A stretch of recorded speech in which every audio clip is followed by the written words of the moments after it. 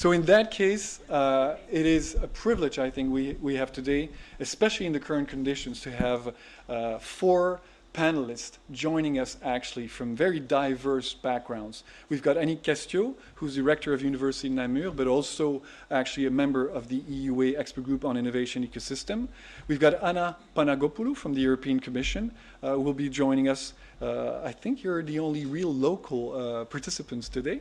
We've got Diego Pavia, who's the CEO of EIT InnoEnergy, who will bring us also the private sector's perspective on this. And then we've got Leda Bologna, who's from the Emilia-Romagna region, and she will bring the regional perspective. And all this will be orchestrated and moderated by the chair of our expert group on innovation ecosystem, Professor Peter Haring Bolivar. Can I please ask you all to come and sit? We'll move this away. I'll let you do that.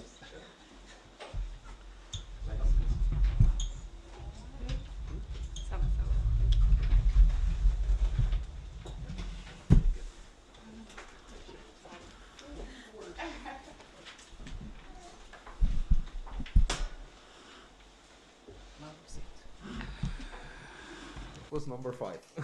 You don't get to take the microphone. Otherwise, it's going to be. That's strong. So to keep the discussion lively, I think I must congratulate all the team for making this effort and for the intense discussion. I completely agree with Frederick that we have to develop some kind of measures. Just as a warm-up round, I would like to first start in your various roles. Each one of you has witnessed innovation becoming a strategic priority for universities. What surprised you about the present results of the EUA survey on the universities presently? Perhaps we just start with you, Leda. Thank you very much. Good morning. I am not very much surprised, as we have an extensively experience in collaboration with the universities at local level. So I have found several well-known for me and for us situation.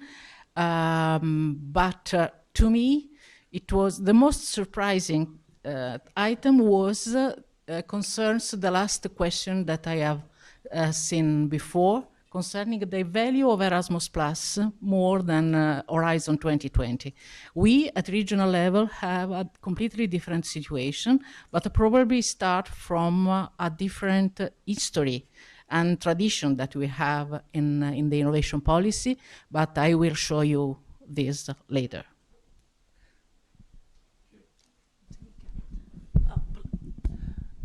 Good morning. It's Thank okay? you, Yes. Anna. Good afternoon to everybody, and I'm very happy to be with you today. Actually, it was not a surprise, despite the fact that I would agree with you. When we speak about innovation, I'm wondering whether we speak just about teaching and collaboration between universities, or we speak about really innovation developments, results that they will be brought to the market. And actually, this is what we try to do with Horizon Europe program, even more than in the past, but also with our policy. So I would say that was a bit surprising for me. Nevertheless, there might be explanations for that. As you said, Stefan, EIC is a new full-fledged program. We need to be more, communicate about that. Already the first results demonstrates that the participants are very much focused to particular countries and areas, so probably there is a gap there we have to address. EIT, however, is something well established, and I have to say that there are a lot of instruments already put in place which support universities. So probably it's the sampling that you had behind your survey as well, maybe not well spread, I don't know, something to be analyzed. Nevertheless, I would like to say that I'm very pleased to see some of the outcomes. And I would like to highlight 2 or 3 that I believe we'll try to address. To change the research assessment, I think this is key. As long as the focus of researchers in universities is to produce publications and not focused on the results, not focused on being more entrepreneurial, it will not change the situation. So it is a difficult goal. We have put it in all policy papers that we have, call it ERA, tomorrow at universities, communication, innovation probably will not be addressed as such, but I think it's an important element to look at. Second, skills and talents. I think it was said, this is probably where it comes, all the approach of Erasmus. We need to do more about talented people and skilled people, and I think we will try to address this in various occasions. And last but not least, the collaboration with industry and business. This is the big challenge which comes on the top, and it's not a challenge only for universities, in the sense that the business and the regional authorities and the local ecosystem should look at the universities as a key player. So it's not just that the universities, they have to reach out, but they have to be also wanted by the other partners of the ecosystem.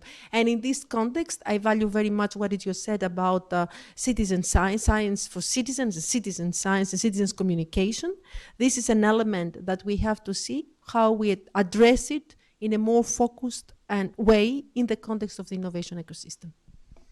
Thank you very much. Perhaps your perspective, Annick. Yes, shortly. In fact, what surprised me is the convergence of the results. The fact that I filled the survey for my university, and I did not expect to find that finally there was a convergence, and so that all universities, or the majority of the universities, have integrated innovation as being a transversal mission, covering both teaching and research, that in fact we met the same types of barriers. You just mentioned some of them. And so for me it's encouraging, because it means that we have there the possible levers to make it better. So just that. Thank you very much, Annick. Diego, perhaps the reality check. If nobody was surprised, why did we make the review? Yeah, thank you. So first, 20 seconds of what is ET energy, because that frames the answer. Is one of the first KICs, and KICs stands for Knowledge Innovation Community. So we were launched back in 2010, is a PPP, private partnership, together with support of the Commission. And we were 24 shareholders back in 2010, 13 of them universities. I repeat, is a company, shareholders, strange word, 13 universities. Even one of them, KTH, had to ask for a waiver in the parliament to be able to become a shareholder of a company. That was 11 years ago. So they were absolutely strategic in their decision. We want to go towards innovation. Then, after 11 years, so this community of innovation in sustainable energy, that's ours, we have got like 500 partners, only 20 universities. So we started with 13, only 7 more. So the reality check.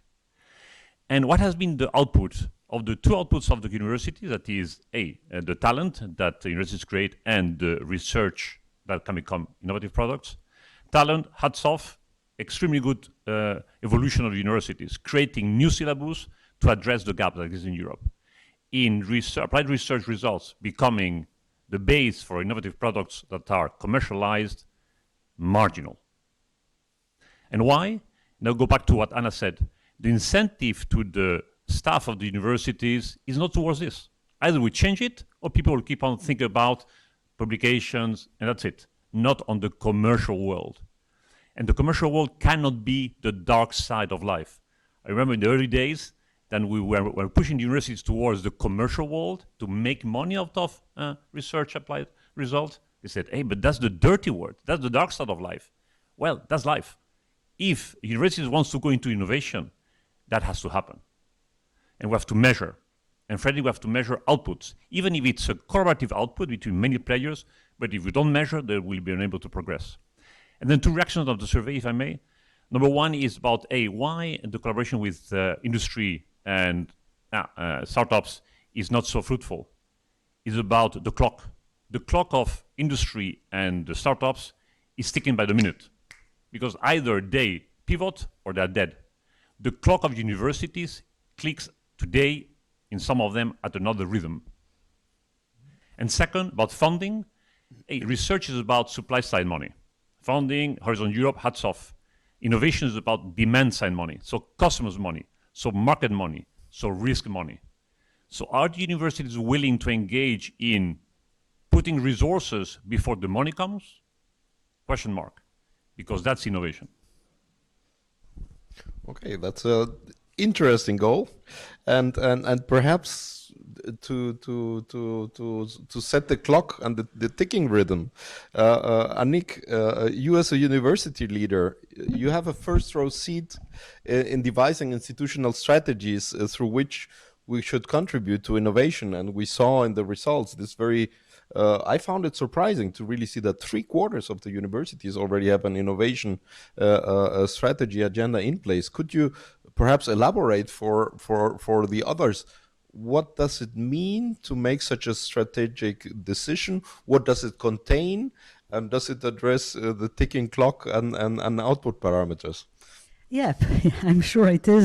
In fact, if I want to define what I see in the innovation strategy of a university, I would say exploring all the different ways we can value knowledge that is created inside universities and organize the transfer to the society, and society in the broad meaning of it. So not only commercial actors, but actors in general.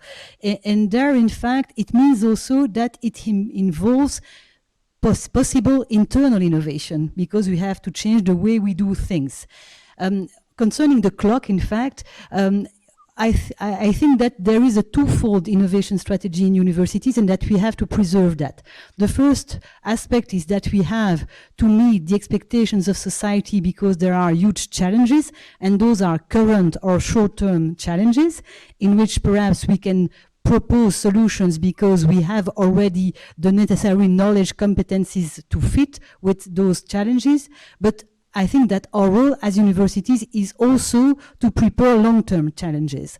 And so in the definition of this innovation, I could say exploitation of what we already have and exploration of future possibilities. Sometimes it's very tricky to give the necessary resources to those twofold aspects. And to that, we add the fact that we have also to integrate the big societal challenges and make a strategy with all that. But I think it's possible, and if I come to some examples, it was discussed in the survey, the fact that a lot of universities have supported entrepreneurship among students, and it already began some years ago, perhaps 10 or 20 years ago, and it's a good point. But more and more, I think, for the long-term aspect, we also have to make those entrepreneurial ventures be sustainable, and so to accompany students in order that they have sustainability by design in the ventures they create. And this is also to prepare the future. The same for research. We can have projects that are very applied with companies in order to solve problems, but we also have to preserve time, space, money in order to have exploratory projects for which we don't know what will be the possible impact, but are necessary, and we all know that, in order to prepare the future challenges. So I would say, to answer your question, that designing an innovation strategy into a university is very complex. You have a lot of dimensions, and that I would mention especially the fact that we have to preserve the role of universities that is specific and that is necessary among ecosystems, and finally to combine the expectations of society with the nature of universities themselves. Okay, a multi-dimensional answer. Out of this multi-dimensional answer and hearing the precise requirements by Diego, Anna, perhaps how does the Commission see these multiple perspectives of universities, how to enhance them, and how to balance the short term and the long term? Is there a more unique vision in how to boost the capacity of universities in the future in this multidimensional area? Well, I mean, the reply is it's very difficult and it's not unique. I think we work all together in this and we'll try all together to deliver something more substantial. So, as Commissioner Gabriel said, we've put a lot of policies already in place. European research area, okay, we speak about principles, values, principles, how research should be implemented, how we bring research closer to the market, how the universities could play a role in this. And indeed, one part of the role of universities and the work of universities that we have to pursue is how we can empower universities to address the new challenges and to be really a strong partner in the innovation ecosystem. I think it's very clear. We set the scene in European research area and we set the scene in the European educational area, but that's not enough because there are actions, but how we put the actions. And then we come with a new strategy that we are preparing on universities, and we work very much with all stakeholders and also with you on how to concretize in practice what we expect from the universities to do and how we can facilitate the universities in this path. And you name a lot of what could be done, and innovation strategy is very challenging, but it's very important.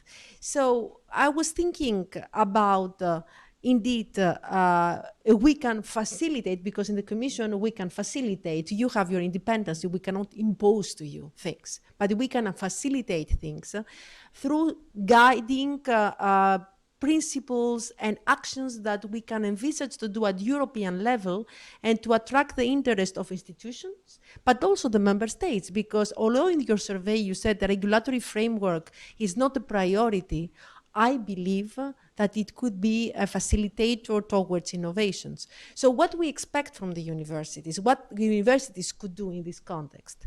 First, you spoke about digital, close to society, sharing information, data, and knowledge. And I'm saying that because if you want to be an enabler on an innovation ecosystem, I think the universities could demonstrate that the knowledge that they produce makes a difference and brings an impact. And we, from the Commission side, we have put in place a lot of initiatives. I'm talking in particular for European Open Science Cloud, about how we can share the results of our research and interconnect the results of our research between the universities. I think it's an important thing for the digital transition of the university per se, and we are ready to support on that. Second, what you can look at the innovation strategy is what are the possibilities that are provided in the context of synergies. And synergies that we have in the different programs, but synergies that we have also between the different actors. And I think through the communication of university, but also through the new communication on innovation ecosystem, we will look in particular how we can reinforce these synergies. And the third point that I would like to highlight, and I said it already, is about the talents and the skills. And one of the priorities we want to push through all the policy documents that we have is really not only how to skill the talents that they remain in Europe, but how to attract the talents that they left Europe and how to attract talents that they will probably were never in Europe, but it would make sense to bring them in Europe. So what I want to say, there is a policy from our side, but you are independent. You spoke about the institutional independence of the universities. So it's really up to you how to put in place this policy in your university strategies. And I think all these are important aspects for promoting innovation. Last but not least, focus between transitions. So how you strategically focus your activities, not just because you won the next Horizon Europe program, but because you bid for those activities in the Horizon Europe program that will contribute to the challenges of the society. Thank you very much. And so we see a highly supportive, enabling vision by the Commission. Leda, sorry, how do you see the way to make the synergies work between the European area? You're an expert both at the national and the regional level, and can we get at least a homogeneous, coherent environment as universities to then commit, as Diego said, yeah, we have to commit to one goal, yeah. But if we have three different layers of regulation which push on different directions, how do you see there the vision for a coherent environment at the different multi-levels? Well, our experience is that the coherence could be achieved, but what is needed is to share strategy from the very, very beginning. So the coherence between the different layers, but also within the different actors in the European, in the innovation ecosystem, is strategic, but not so easy to achieve when you face the multi-level, not only from regional, national, and European, but also at the regional level between the different actors of the innovation ecosystem. In fact, what probably we have not discussed enough this morning is that innovation ecosystem is made by some different actors, but the value is not is more than the sum of each actor, and the problem is to reach this value and to favor and to coordinate the emergence of this value. So the value of the integration and not of the sum of each specific action. So in our perspective, this can be done, but well, if I have to discuss in our last 20 years experience, we have to start from the very, very beginning, including all the actors. And for sure, the university were spare partners from the very beginning, but also companies and also public administrations, not only as funders, but also as users. As an example, speaking about Earth, hospitals, and life sciences, and so on. So this is very important. And another point that I want to discuss is the importance of the environment. As you said before during the discussion in the previous section, it is very important to create conditions that are coherent with the situation in which you are embedded. So there is not a measure that fits for all. And so it is very important to carry out actions that are coherent with your situation. As an example, in our experience, we have a very important entrepreneurial activity. We are close to 4 million inhabitants, and there is one company each 10 inhabitants, including babies and retired. So it's a very, very large number of companies, but they are micro or small companies. So if you speak about innovation with the small companies or micro companies, it's completely different if you speak about innovation with large companies. As an example, discussing from this last point, we have a weakness in our region that stands in the limited number of jobs in R&D in our companies. As you can imagine, in a small company, it is very hard to have specific skills for research and development. And in this sense, we have, let me say, we are, as regional administration, have forced the insertion of new jobs in R&D in companies. And how we have done this, requiring as mandatory condition to have new jobs in a company that want to receive regional money for a research and development project. So this is one example. And from another point of view, we have, using the same, let me say, tool, obliged, between commas, obliged the universities and the companies to collaborate if they wanted to receive regional money.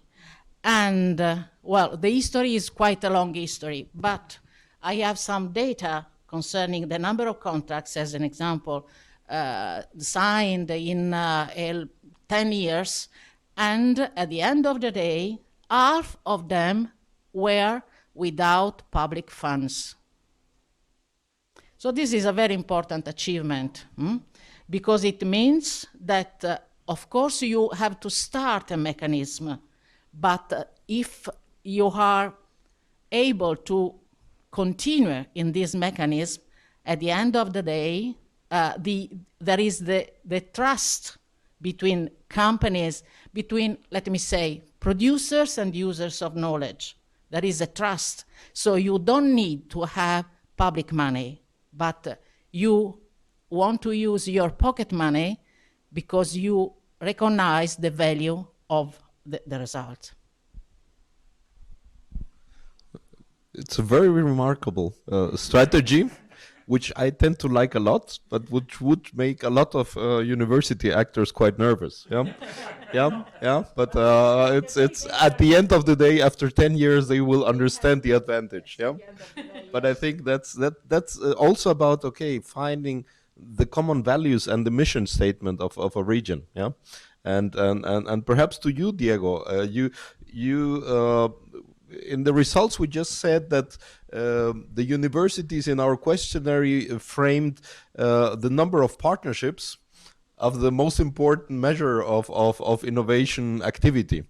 How do you see that coming from EIT Energy, where really with deep respect, it's one institution which has moved 3 unicorns. Yeah? So that's more than 3 companies which in less than 5 years have 1 billion of turnover. Yeah, and so and that's reality. Yeah, that's real, tangible, feelable, measurable innovation. Are we measuring the wrong things, or where should our values be? Thank you for the PR. A unicorn is 1 billion market cap, not 1 billion revenue. That's a small nuance.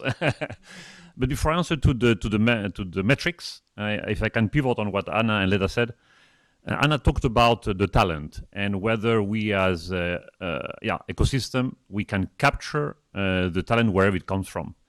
Our experience after 11 years is that we have in our master program levels that we have done together with universities, we have the intakes altogether, it's 4,000 from all over the world. 60% coming from non-European countries. 99% have remained in Europe after they have finished the master degree. And that's talent that remains in Europe because we have an ecosystem that is, for them, a way to grow their dreams. So that's a fact after 11 years. Then pivoting on what Leda said about, what is an innovation ecosystem? It's very important that is a zoo of innovators, of innovation, of financial institutions, of customers, of public administration, of regulators. So it's a zoo. So universities needs to be ready to be working in a zoo of different guys with different objectives. Last Thursday, Wednesday and Thursday, we were in Berlin. Our flagship event, EUA flagship event, is called the TBB. 1,000 physical meeting of all those different constituencies. And all were there not for their own objective, is for creating innovations that could be produced that could have an economic impact. So to the question of Frederick and to the metrics, and I'll go to your metrics. Means metrics, so how many partnerships, how many IPs, we don't care. We never measure. We never, as Kick Energy, invest in any of those metrics. Our metrics is the economical impact that this innovation will create. Because it is about jobs. It is what we need as Europeans. So we don't enter into that's big research or applied research, whatever it is. It's about the end game. If everybody understands how they contribute to the end game, and that's what we measure, everybody aligns to this end game. So let's look at KPIs that are output-driven, not input or process. Yeah. One spontaneous question. Today in the morning, we had a meeting with the expert group, and we saw with sadness, really this missing or the suboptimal cooperation between academia and industry. It's not that we still have a predominantly cooperation between industry or between academia, and then also on that. What would you find about such an idea of an Erasmus transfer program between academia and industry, like exchange? To control the zoo, you have to create trust between the partners and the talents. Do we need there some trans-institutional, trans-sectoral mechanism Totally, and thank you for using the word trust, because when you're working in this zoo, you need trust among the partners, so you all contribute to the same. But on the Erasmus trans blah, blah, blah, today the master programs we have created, in the early days, 2011, there was 90% sourced by academic syllabus. Today, our master programs is maybe 20%, the traditional academic syllabus, then 30% from industry, then 20% from financial institutions that are also teachers to the programs. Then comes the regulator and teaches about because regulation will create or kill programs. So also the means for the product, that is the graduate, is already shared among the zoo members. And then the trust is built from design. It's not that higher education will create something that then I will vet in my industry. It's we co-create what will really make the change that is people, not technology. It's people. Yeah, co-creation, public partnership, joint labs, these kind of activities. Anna, what's your vision to controlling the zoo via a more intense exchange between academia and industry? It's not about controlling, but it's more when we develop the European area, European research area. One of the main initiatives that we have discussed, it was, can we do something in the context of research and innovation, I'm talking like this, that it will stay in the people's mind like Erasmus. I mean, the idea was that. And then we came with this idea of ERA4U, which is a very concrete initiative which has two aspects. The first aspect is very much focused on funding, and in the area of the low-performing countries, can we promote through a brain circulation scheme this exactly intersectorial mobility with a loop? It's not just you go from the university to the industry and basta, so you turn back. So that will enable the young researchers to have experience and to go closer to the business and to see what it means, not just to do your research, but to contribute to the business you research. So this scheme will come out, and we hope that it will be very powerful. But in addition, we have seen this ERA4U from a very political perspective as well. Can we monitor the careers of researchers, and can we see what is the pattern, whether there is a change, and whether we can see this shift out of the academic career to the industrial, or whether indeed we can promote this turnaround, the different activities. So for us, it's extremely important whether it will be a new full-fledged scheme under Erasmus or not. That's something that, of course, it could be discussed, but we are going in this direction. And I think that it should be seen from financial level, but also political level, and monitoring. Okay, Leda and then Annick. Yes, thank you. I want to add one example of zoo that we have realized in Emilia-Romagna. 4 years ago, started this experiment that can be of inspiration of you all. As probably you know, Emilia-Romagna is the location of the most important sport cars in the world. No? You know very well, Ferrari, Lamborghini, Maserati, and so on.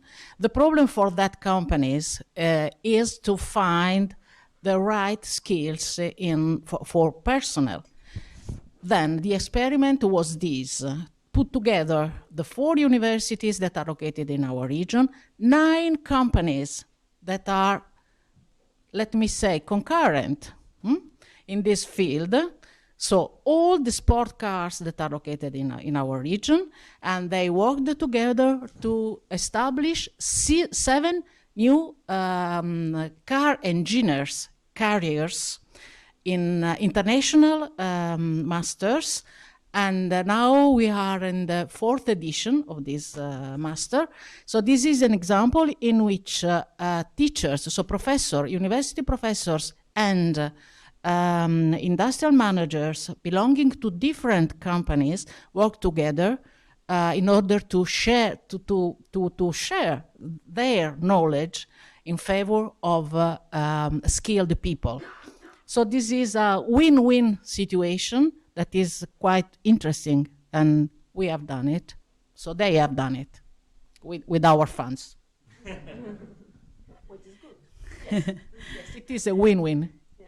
I will rebound on the zoo aspect because one of my researchers is doing a research concerning university-industry collaborations, and so he worked with cards representing animals, and he asked researchers and representatives from companies how they identified the other party. And so, not surprising, universities were seen by representatives of companies as being elephants or snails, and companies were seen by researchers as being predators, eagles, or even snakes. And so there, in fact, what we see is that there is a misunderstanding of each other and a problem of trust, as you mentioned. So I think that a first aspect certainly would be to know better each other and to recognize and respect the role of each other. And so to create scenes, places where those meetings, those mutual understanding creates.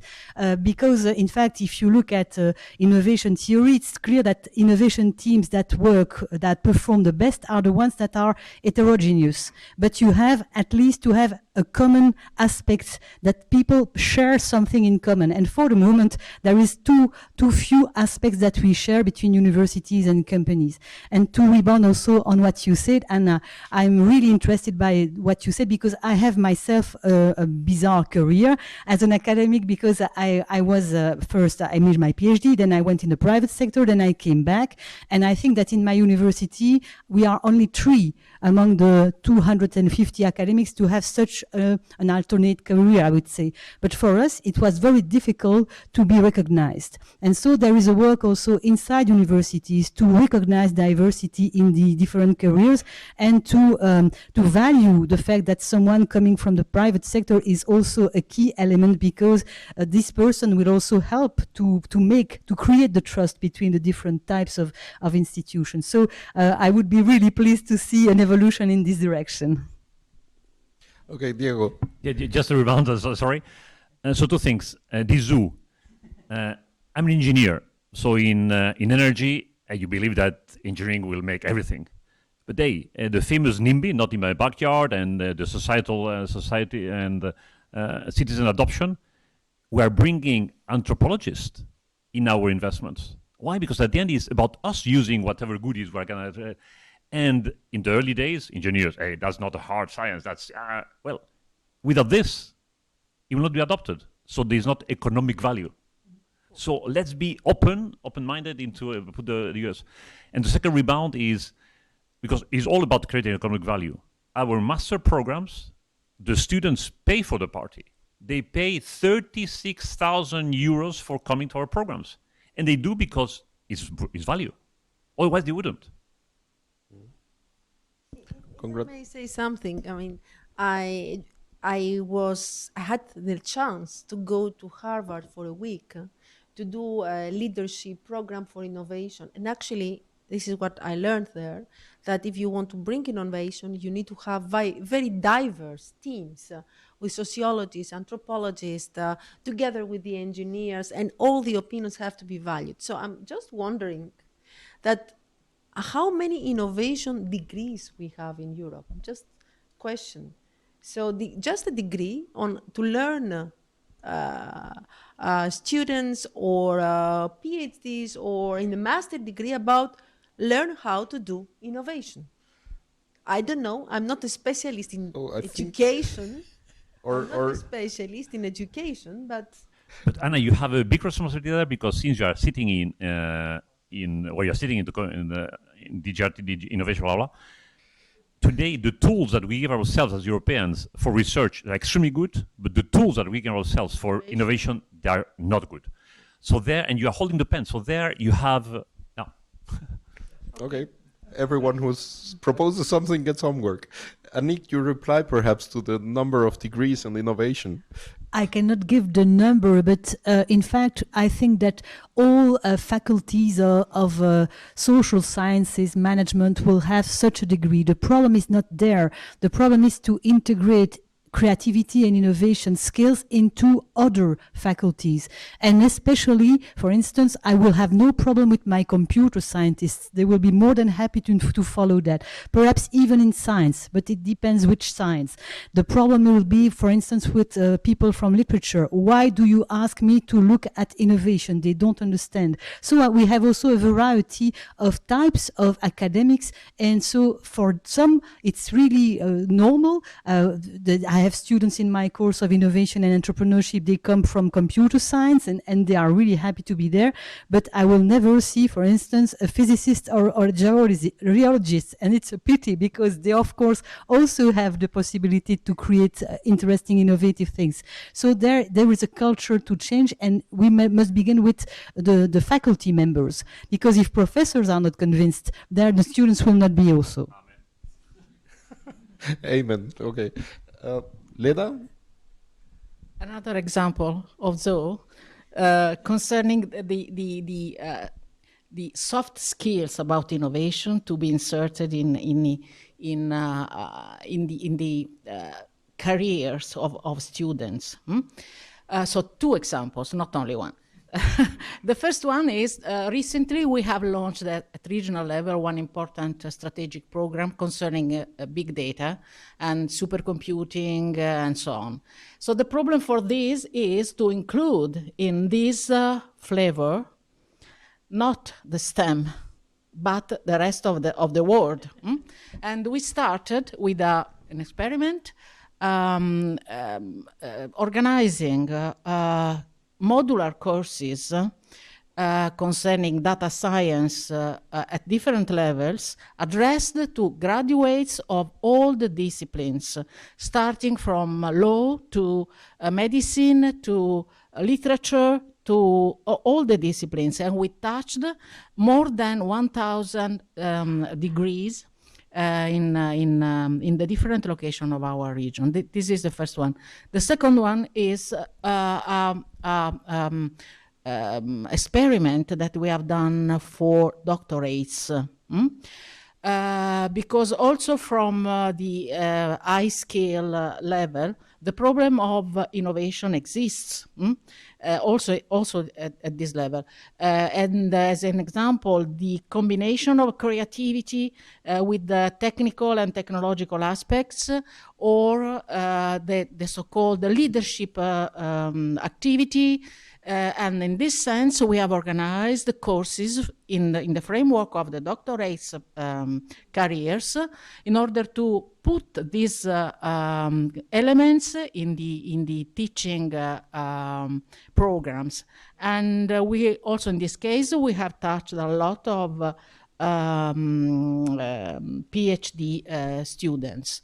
So this is only, they are small steps.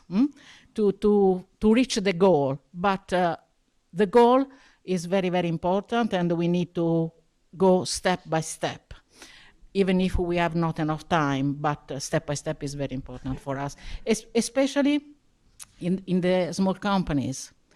And going back to the Erasmus Plus discussion, as an example, for small companies it's very hard to use such an instrument, such a tool. And probably we have to speak with different tools. Okay, we unfortunately have a limited time budget, but I love to discuss with you what to make the discussion on ETSU a bit more complicated. Yeah, we see that we have all embraced the vision to try to do innovation. We have gaps between industry and academia. We have different velocities at different disciplines, at different actors, at different industrial sizes. Now comes the new vision, a pan-European vision for innovation. Are we capable to cope with the next step, although we have a lot of homework on the local implementation of innovation strategies? Perhaps the more or less your impression on what's your vision about pan-European innovation platform in the future? Is it open to all, or will only certain regions be capable to cope with the additional challenge? Yeah? Or what's our expectation there? perhaps your individual opinion to all of these. Yeah, yeah. Could Anna Yes. perhaps? Yeah. Because we are preparing now this political position, and it's not easy, I have to say. We have been, as Commissioner Gabriel said, contacted many stakeholders. We have discussed with regional authorities, with unicorns, with innovation ecosystem leaders, etc. Now, it's not easy, but certainly it should not be something that is favorable only for part of Europe or part of regions. So for sure, one of the main elements to address through this work, it will be to promote innovation cohesion, or I put it the other way around, to reduce innovation divide. So in other words, whatever will be at the end this pan-European innovation ecosystem should be very much interconnected and based on innovation that comes from local and regional level. And I don't think will be one fits all for all regions, because each region has its own potential and capacity. We, of course, with our policies, we want to adhere the innovation potential and excellence across Europe in all regions, but we cannot wait for this moment. So we have already to based on what already exists, and what is important is to interconnect the innovation ecosystems. The second thing that I would like to say is, I don't want to repeat talents, but you all understand that talent is going to be one of the most important aspects also in this context, because we want to attract talents and to share talents between the different innovation ecosystems and to mobilize and to ensure the mobility. The other thing that I would like to highlight that will be the green and digital transitions. You raised that, and why I'm saying this, at the end, all the money, the European money currently, a lot of money, they are spent on digital and green, for obvious reasons. We have the Resilience and Recovery Plan, we have cohesion funds, we have Horizon Europe funds. So what we could do to strategically focus at regional, European, and national level on these priorities, and how the universities and the actors of innovation ecosystem will also deliver. You know that because you have been working on energy for many years. But what I want to say is that this focus, it's probably, or we believe, it is the reply to the problem of Europe. How we could lead on technological developments. And the focus in areas where we are not already bypassed by others, or we are at the level of competing, I think it will be extremely important. And finally, what I would like to say is we, as Commission, we cannot impose things through a communication, but we can direct, and we can create the framework. Whether this framework, it will be taken up by the member states, I think it's very important, and the regional authorities, so we can act as an inspiration. We can create this framework in collaboration with the member states. We have the EIC forum, as Commissioner Gabriel said. What we should not forget is what it was also said, that it's not just about the high TRL. Innovation starts from basic research. It has its circle, and through basic research, sometimes, by coincidence, as side effects, we have innovations. So we have to think about the entire cycle. And last but not least, if we manage to accompany this with funding or new instruments of funding that address innovation and address the problem of scaling up in Europe, that will be even better. So we try our best. We need you. And we need to convince also the innovation ecosystems. You are very much convinced, I think, at the regional and national level, that universities play a role, because universities, they bring the talent, the out-of-the-box thinking, the knowledge, and they have to be, as you said, open to society. So the universities without walls in the middle of a city, this is how I see universities in the future. I'm very happy to hear this multidimensionality, because the more geographically diverse the cooperation is, the narrower the topic has to be. Yeah? And so we will probably need several interconnections between regions in different areas. Yeah? Leda, what's your vision for pan-European cooperation? Is it automatically that it has to be with another car manufacturing region? Because I think this narrowing down might be dangerous. No? In this process, there is nothing automatic. Nothing at all. On the contrary, we need inspiration, we need reflection, we need ideas, and we need practical solutions. To me, the large availability of resources that come from the recovery plan could be a very important opportunity, but only if we will together work on the right use of such money, because there is an important risk to use such money useless. There is an important risk, and I think that we have to work all together in this direction, because not always money is the solution. Of course, money can favor the solution, but what is important are ideas, are opportunities, are scale of the investment. One problem for us, for example, is the scale of investment and the scale of experiments and the scale of actions, as there is nothing that fit for all. Also, investments and measure for investments. The pan-European ecosystem will be a very important challenge. And I think that we have to have in mind that we have to manage in such way this mechanism. Because if we leave the mechanism going alone, we will have no results.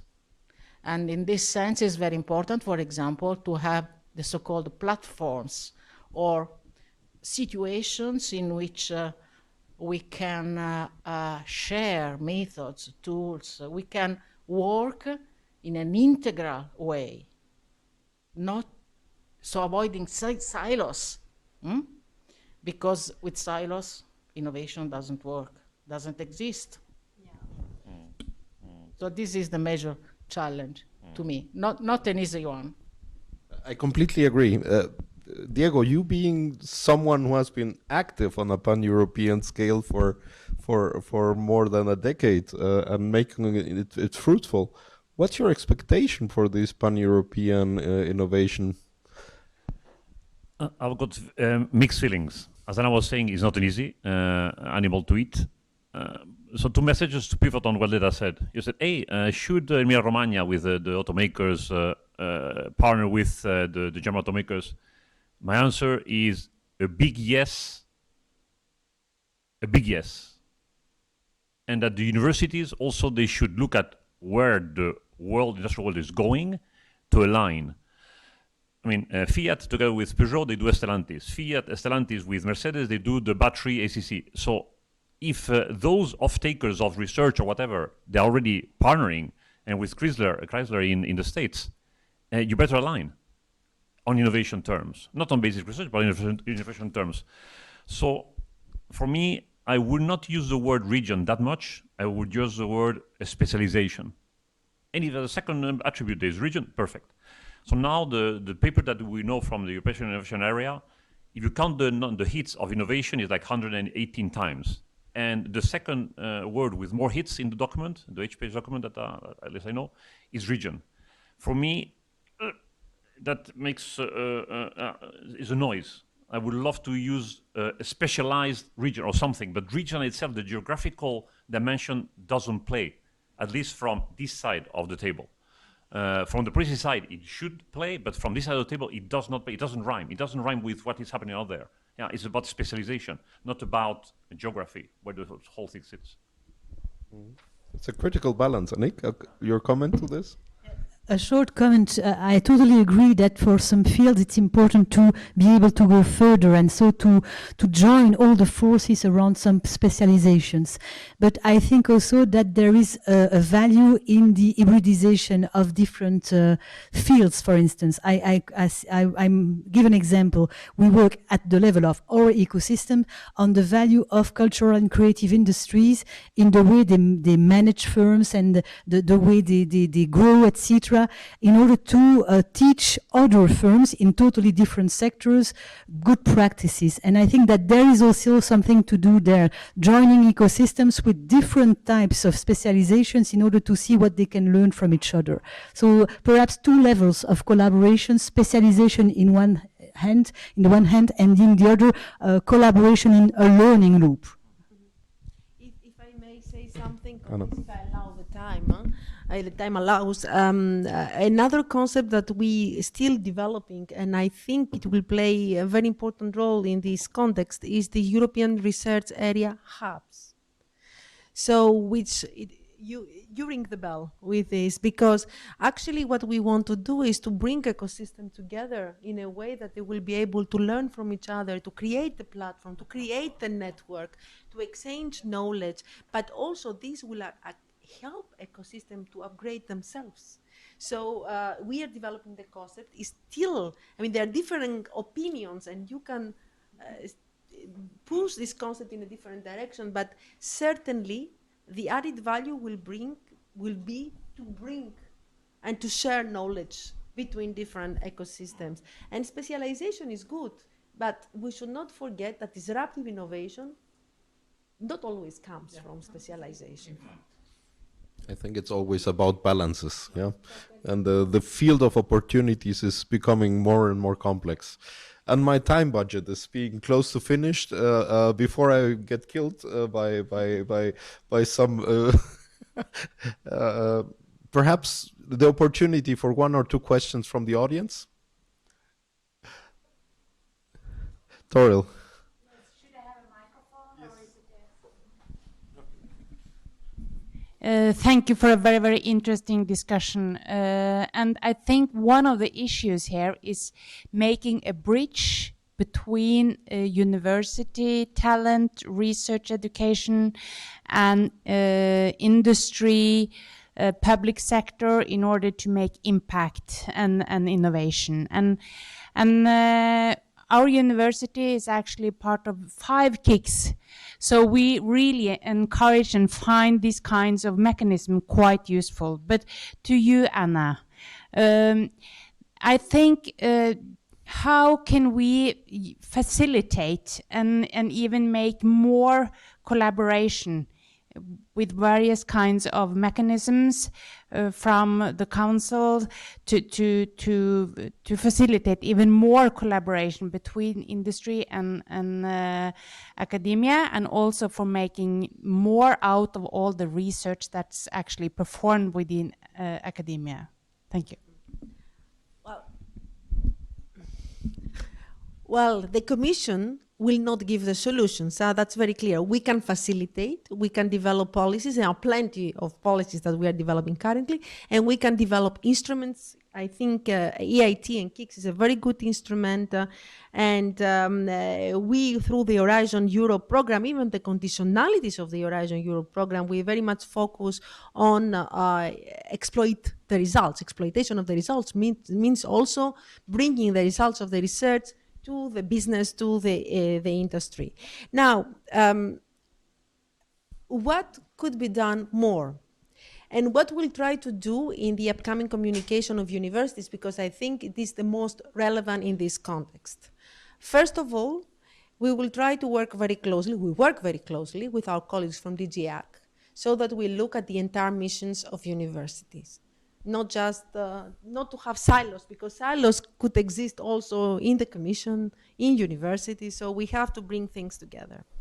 Second, I believe that the work that was done in the context of the European University Alliances already reinforced a lot the collaboration between the universities, but with the objective to empower universities as well. It's not just about collaboration to do research. It's not about collaboration to do research. It's not collaboration just to do studies. So it is a collaboration to empower the universities in their future role. And there, we have to see whether out of the experience and the lessons learned from the university alliances, we can develop something more challenging and more powerful. I cannot give you now what. There are ideas around the table, but certainly something more stable already around collaboration of universities. And then, if this will be established and will address all the issues of talents, funding, etc., then I think that there will be a more, let's say, powerful way that the universities could represent themselves in the context of the ecosystem towards the industry. So in other words, if something is more stable, sustainable, and powerful, could maybe better communicate or advocate about the role of universities in the context of this innovation ecosystem. The third thing, I believe, we did a lot in the research environment through the partnerships, joint undertakings, public-private partnerships, in order to bring these two words together. And this is already there, but possibly is not yet done in the context of the missions and the strategies of the universities per se. So what we expect is whether we put in the new communication measures that first could facilitate more spin-offs as entrepreneurship in the universities, and second, come with ideas that will promote this collaboration with the industry with incentives. And now the incentives that goes in two ways. Is for the universities, and I personally believe that it's not just about funding, it's about finding the interest to do something different than the standard work. But second, also to the industry, why the industry has to collaborate with universities. And I believe from what you said also, this is the big question mark, what the industry will get from the universities, why they don't do it so far. Is it just the time cycle that you said, or is it something more than that? And that goes a little bit, I believe, to the issue that you have raised about IP. So if in collaboration between industry and universities, what will be the IP regime to look at? Let's think about Horizon Europe program. We don't, all the IPs are belong to the beneficiaries in a kind of a consortium. Is this a sustainable way to work with the industry? I don't know. I'm just thinking that probably we have to be even more intuitive and more powerful in a new IP policy, which on one side will bring the two parties together. And last but not least, industry is collaborating if they want to make profit. They want to make profit. They are not collaborating for any other reason. Maybe there should be a convincing narrative to the industry that by collaborating with universities, they will make profit at global level. Okay, thank you very much. And so a lot of homework for us to control the zoo, but we're thankful for the opportunity and the respect towards freedom to act. Yeah? And I think we have to be very careful at what you said. Yeah? We have to have perhaps the right observation instruments to see if what we're doing is really productive and really brings at the end a measurable impact on innovation. Yeah, and so I thank all of you for the very lively discussion and for giving us inspiration for the future. I thank very much the EUA office for organizing this, the first live event for me also in 1.5 years. I really enjoyed talking to you. Yeah, and I would like then to close the session, and I would like to give then the final words to Michael Murphy, the president of EUA.